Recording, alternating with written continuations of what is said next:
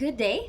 Today, I will be showing you on how to draft a front bodice sloper. Sloper is the other term for block pattern or basic pattern.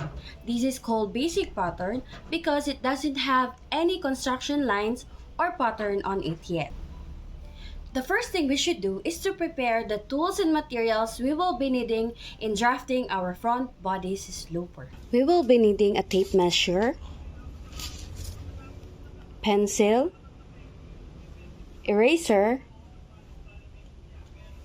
For this session, gagamit tayo ng marker so you can see it better. L square, triangle, hip curve, French curve, pattern paper. In drafting our front bodice sloper, the following body measurements will be needed.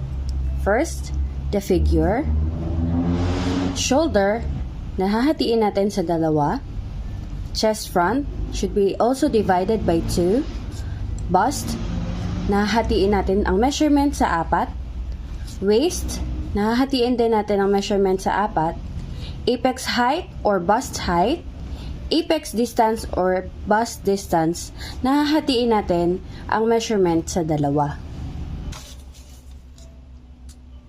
So first procedure, draw a construction line. Pag magdodraw tayo ng construction line, huwag niyong isasagad sa taas at saka sa sides para meron tayong room for adjustment and allowances. Okay? Guhit lang tayo ng construction lang. Isang straight line lang.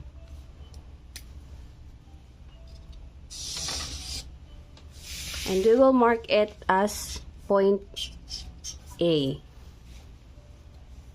Next procedure, figure. So, from point A, measure tayo pababa. So, ang ating figure ay 14. So, here's the 14. We will mark it point B. Next procedure is from point A, magda-downward tayo ng 3 inches. This is a constant. Point C para sa ating neckline. For our third procedure is our apex height. So from point A, measure tayo ng 7. Yun ang ating apex height. We will mark it as point D. Next procedure is from A to E. But before that, extend lang natin yung mga lines na to gamit ang ating triangle or L.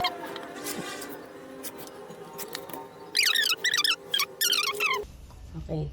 For our next procedure, susukat tayo ng 2 3/4 mula sa A. So, 2 3/4. We will mark it as point E.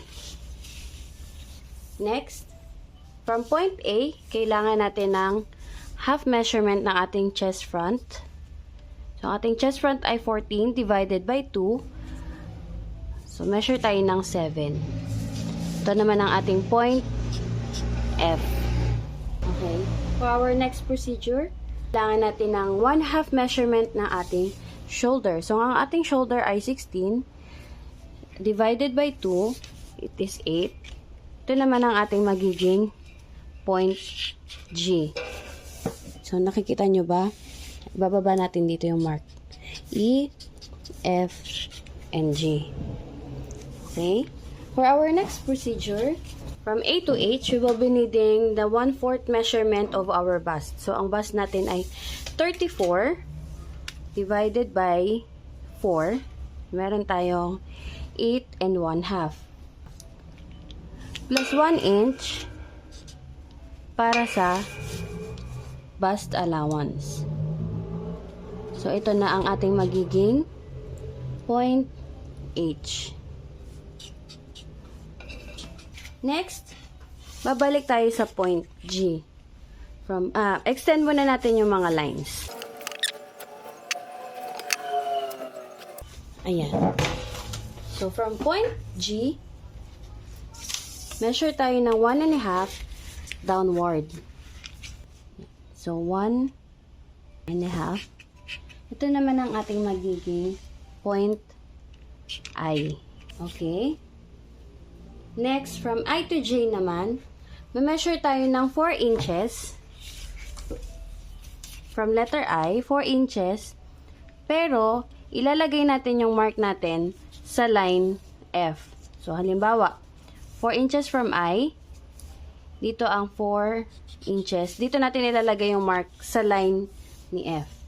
So, i-mark natin yan na point J. Okay?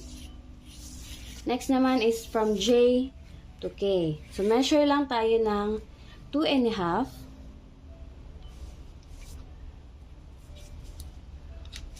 Ito naman ang ating magiging K.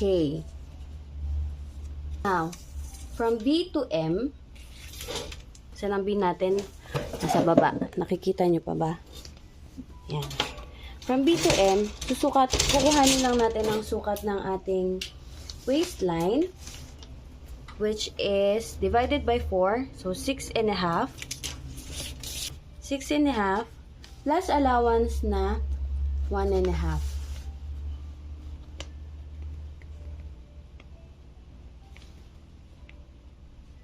So, ito na ang ating magiging point M. Okay. And afterwards, i-connect natin yung point K sa point M. Okay? I-extend lang natin yung K papunta sa line H.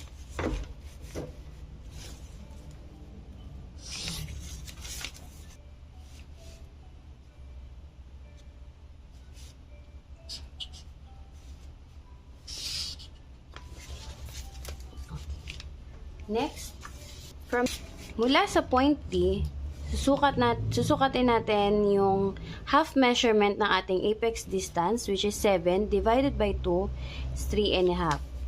So, ito naman yung ating magiging point N. Natin yung N papunta sa line B para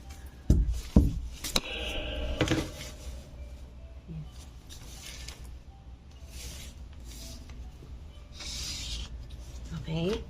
So, i-mark na natin to na point O. Para sa ating point P and Q, measure lang natin yang ng 3/4. So, from O, 3/4, mark it point P, and 3/4 again, papunta naman sa mark Q.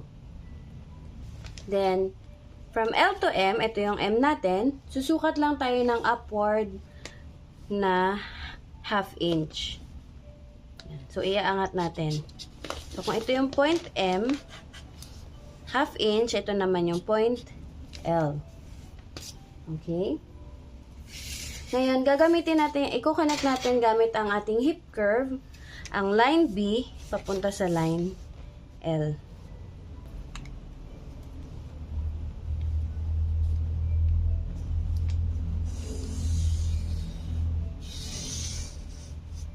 Then, connect of course yung ating L to K. Connected naman na siya. And then, gagamit tayo ng French curve para sa ating mga hemline at sa armhole and neckline. So, i-connect na muna natin yung ating shoulder. Ang ating shoulder ay E to I. Okay. So, connect lang natin gamit ang ating French curve, yung C to E. Okay. Then, ganun din yung ating armhole.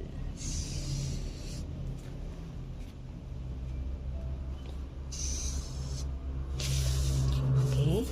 So, i-connect lang natin yung ating point Q and point P sa ating point N para naman to sa ating board.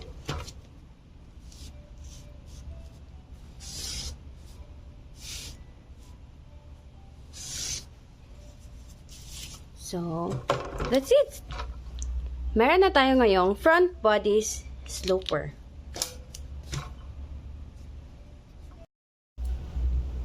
So that's it now. I hope you can draft your own front bodies sloper.